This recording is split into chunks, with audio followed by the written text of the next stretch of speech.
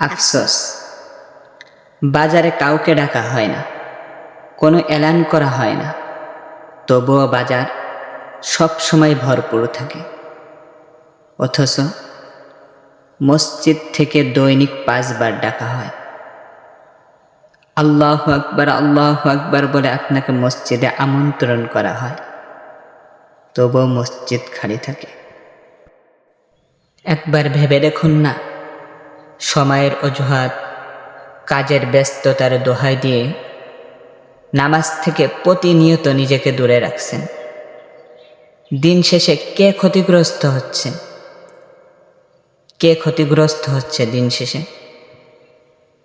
কিয়ামতের দিন অপরাধীদের জিজ্ঞেস করা হবে, কিসে তোমাদেরকে জাহান্নামের আগুনে প্রবেশ করালো? তারা বলবে, আমরা নামাজ পড়তাম না, লাম নাকু মিনাল মুসাল্লিন।